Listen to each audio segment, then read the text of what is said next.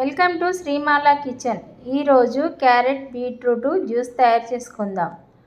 Beetroot రక్తహీనతను తగ్గిస్తుంది, మెదడుకు రక్త ప్రసరణ సరఫరా సక్రమంగా జరిగేలా చూస్తుంది. గర్భిణులకు రోజు ఒక గ్లాసు ఇస్తే చాలా మంచిది. క్యారెట్లో విటమిన్ సి ఉంటుంది, ఏ ఉంటుంది. ఇవి బీపీని నియంత్రిస్తుంది, కళ్ళకు మంచిది.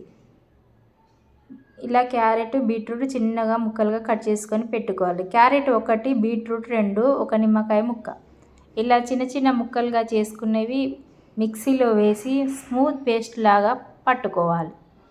వాటర్ వేసుకుంటా పట్టుకొని పెట్టుకోవాలి.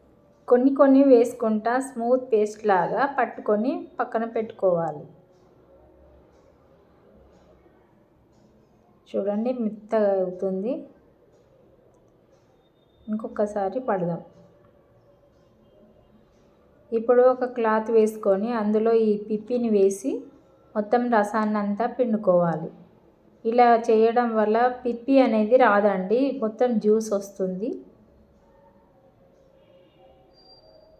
పిప్పి వస్తే తాగలేమండి. ఇలా పిండుకుంటే మొత్తం వాటర్ లాగా జ్యూస్ వస్తుంది. చూడండి, వాటర్ లాగా జ్యూస్ వచ్చేసింది. ఇలా మొత్తం గ్లాస్లో పోసుకొని ఒక నిమ్మకాయ ముక్క పిండుకుంటే సరిపోతుంది. చిన్న నిమ్మకాయ ముక్క ఇలా ఒక స్పూన్ పిండుకోవాలి. అంతేనండి, రెడీ అయిపోయింది క్యారెట్ బీట్రూట్ జ్యూస్. ఇది వారానికి ఒకసారి పిల్లలకి ఇస్తే పిల్లల ఎదుగుదల అనేది చాలా బాగుంటుంది. స్కిన్ కూడా గ్లో అవుతుంది. ఇలాంటి మంచి టిప్స్ కోసం నా ఛానల్ని సబ్స్క్రైబ్ చేసుకోండి, బెల్ ఐకాన్ నొక్కండి. నేను పెట్టే వీడియోస్ మీకు నోటిఫికేషన్గా వస్తాయి.